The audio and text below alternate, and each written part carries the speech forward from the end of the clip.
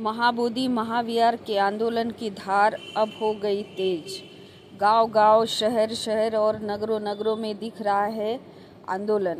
इस आंदोलन की कड़ी में पूरी बुट्टीबोरी में बड़ी भारी तादाद में बुद्धिस्ट सामाजिक संगठन और बुद्धिस्ट धार्मिक संगठनों ने इकट्ठा कर किया बहुत बड़ा रैली, प्रदर्शन और धरना आंदोलन। 1950 का काला कानून रद्द हो और महाबोधि महाविहार ब्राह्मणों के कब्जे से मुक्त होकर बौद्धों के हाथों में हो, ऐसी घोषणाओं के साथ यह आंदोलन बड़ी मात्रा में पूरे बुट्टीबोरी में गूंज उठा।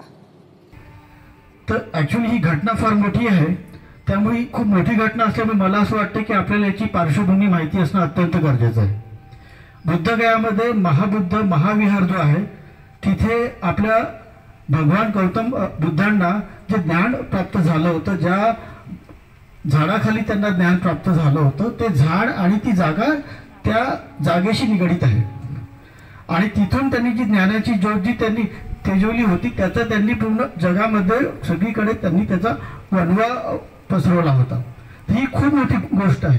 मी तर असं म्हणेल की ती बुद्धगयामधला जो महाविहार आहे तो आपल्या बुद्ध धर्माचा जो गौरव आहे, जी आपली अस्मिता आहे, जे आपलं अस्तित्व आहे त्या संबंधित ती भूमी निगडित आहे आणि त्यामुळे सध्याची जी परिस्थिती आहे त्यामुळे मला असं वाटतं की तो खरखर फार खूप मोठा अन्याय झालेला आहे।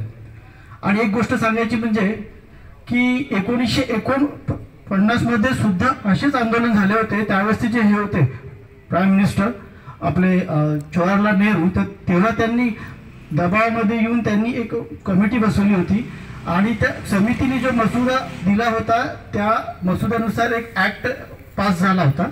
त्या ॲक्टनुसार काय तिथे फक्त 9 लोकांची समिती होती त्या मंदिराच्या त्या महाविहाराच्या ॲडमिनिस्ट्रेशनसाठी आणि त्या 9 लोकांपैकी 5 लोक जे होते ते हिंदू महंत होते आणि 4 लोक जे होते ते बौद्ध लोक होते। 5 जी संख्या होती ती ॲक्च्युअली मेजॉरिटीची होती। त्यामुळे आजपर्यंतचा इतिहास आहे की त्या महाविहारामधला आतापर्यंत कोणीही बौद्ध उपासक जो आहे तो अध्यक्ष किंवा सचिव झालेला नाही। जी मोनोपोली जी आहे ती हिंदू महंताचीच राहिलेली आहे। ठीक आहे, जी अत्यंत चुकीची गोष्ट आहे आणि हे अत्यंत विदारक चित्र आहे। म्हणजे ही घटना पाहून मला असं वाटतं की आपल्या देशातली आपल्या भारतातली जी समाजाची जी व्यवस्था आहे किंवा जे राजकारणाची व्यवस्था आहे किंवा जे न्यायपालिकेची व्यवस्था आहे त्याच्यावर प्रश्न उपस्थित होऊ शकतो अशी ही गोष्ट आहे। त्यामुळे माझं सगळ्यांना निवेदन आहे की सगळ्यांनी एकत्र येऊन या विरोधात आपण सगळ्यांनी लढा द्यायला हवा। आपल्या देशातलेच नाही तर जगातले पण जेवढे लोक असतील याच्याशी संबंधित सगळ्यांनी एकत्र येऊन चांगला लढा देऊन आपण शासनाला खडसावून सांगायला हवं आणि त्या महावीरावर ज्या लोकांचा मूळतः अधिकार आहे त्यांना तो अधिकार मिळावा अशी मी इच्छा आहे करून या आंदोलनासाठी मी सगळ्यांना शुभेच्छा देतो। धन्यवाद।